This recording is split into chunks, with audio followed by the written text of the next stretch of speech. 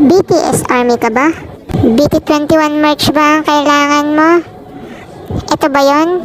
Gusto mo ba ito? BT21 limited edition dito sa McDo Taiwan, kaya mga BTS Army arat na. Habang available pa itong merch na to dito sa McDo, kaya let's go! Ayan, legit yan, oh. May kita mo naman na Taiwan talaga yan. Chekwa pa yung nakalagay. Oh, ayan, oh. May printed pa ng Taiwan yan dyan. Kaya happy ang person kung kanina mapupunta ito. Yahoo! Ayan, hindi mo na makikita yung bakas ng pinagdaanan ng box na yun. Malinis na rin. O, diba ang ganda ng collectibles ni Mamiga? Abisala mga amiga, andito na naman ang batang paulit-ulit. It's me, Chichi Makulit, at welcome back sa aking channel. Andito pala tayo ngayon sa McDo Taiwan for today's video. At ayan, makikigulo akong bumili ng BT21 merch dito sa McDo.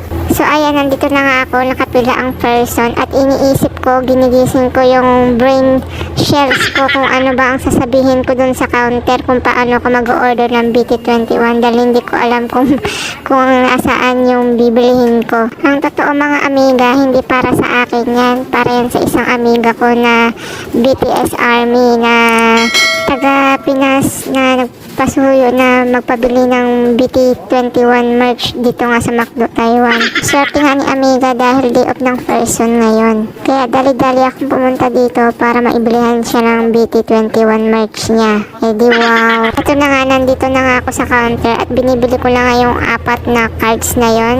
Yan. Tapos itinuturo ko doon sa kausap ko na gusto ko rin yung cola na ang baso ay BTS din.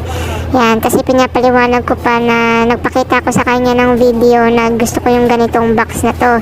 Yun pala, ang laman pala nung box na yun ay 2-piece chicken na honey glaze yung sauce niya. Tapos nagsabi din pala ako kay Kuya na ang gusto kong paper bag yung BT21 din na design. Ayan, nakapagbayad na pala ako at nakahinga na pala ako ng maluwag dahil na-order ko ng maayos yung gusto kong bilhin. At andito na rin pala yung sukli ko, tapos aantayin ko na lang pala yung order ko dito sa bandang likod. Mabilis lang naman yung service nila, kaya andito na rin yung in-order ko.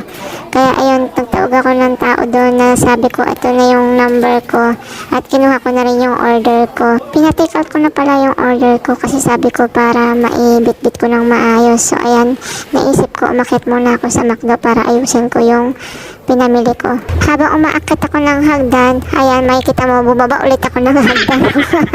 Napansin ko kasi na yung in-order ko palang pagkain, yung paper bag pala niya ay normal na paper bag lang ng McDo. Eh, ang sabi ng amiga ko, ang bilin sa akin, BT21, yung paper bag. Kaya humingi ako kay manager ng paper bag. Naghahanap nga pala ako ng mapapwestuhan para maiayos ko yung mga in-order ko at mailipat ko sa ibang container yung mga pagkain. Bago pala ako pumunta dito sa McDo, nagdala na pala ako ng mga lagayan ko ng pagkain para mailipat ko yung mga in-order ko. Para hindi mahagard o masira yung mga gusto ni amiga na lagayan. Kaya nagdala din pala ako ng tissue pamunas ng mga lagayan para malinis ko na siyang maiuwi. Ayan, pati takip ng inumin, pinunasan ko na rin para kompleto. Kawawa naman yung baso kung walang takip. Tapos sinilip ko pala yung fries kung tinignan ko kung BT21 din pala yung lagayan, pero hindi. Ayan, so tinikman ko na lang yung fries kung mainit pa ba o makulat na. Tapos ayan, i-flex ko pala yan yung mga card ng BT21 na yan para kay amiga. So nandito na pala tayo sa struggle part ng video ko. So ayan, nandiyan na pala yung 2-piece chicken na honey glaze. So nahirapan talaga akong ilipat yung manok dahil gawa nga ng sauce niya malagkit. Tapos yan, itinransfer ko na sa kabilang container at nilinisan ko nga yung box niya. Medyo nagtagal akong linisan dahil super dikit nga nung sauce niya. So ayan, ipa-fast forward ko na to para mabilis matapos ang voice over ko.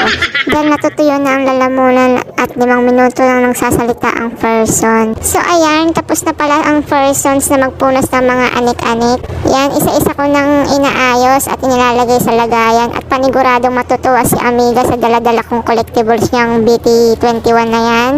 Antayin na lang ni amiga kung kailan darating itong pinabili niya, siguro mga after 10 years na. Kung bago ka pa lang nakikimarites sa aking channel, please like, subscribe, and hit the bell button para updated ka sa mga bagong chismaks. Okay?